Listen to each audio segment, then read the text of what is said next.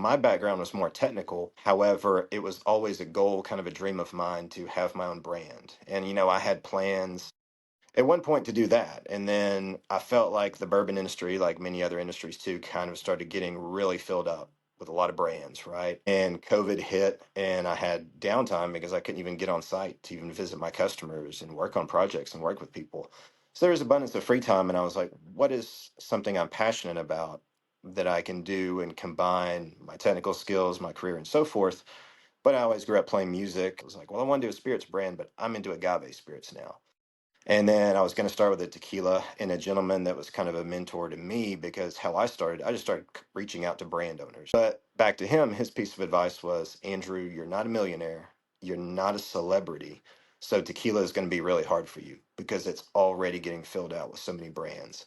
And that just really hit a chord with me. And I was like, wow, that's a really good point. I mean, I felt like I could do it better than a lot of other brands via the vision for the packaging and the quality of the spirit and how I want to do those things.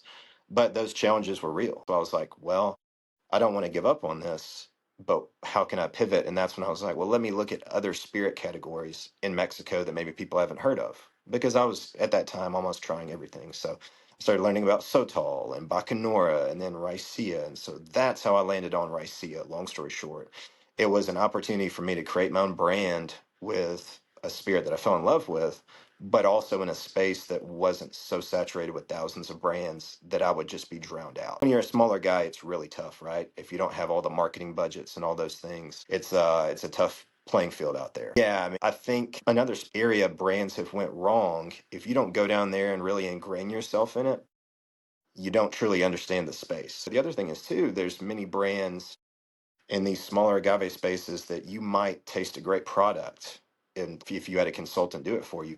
Well, how do you know that person has the field and the infrastructure to scale?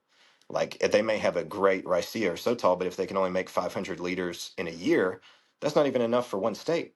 And then how are you going to scale? And then so now your brand has just stalled out. And those are things that until you get in the weeds of it and really start digging in, a lot of people just don't think of that, right? I want to have an alcohol brand, but there's all those factors that you got to consider, and scaling and infrastructure is another part of it. Very cool.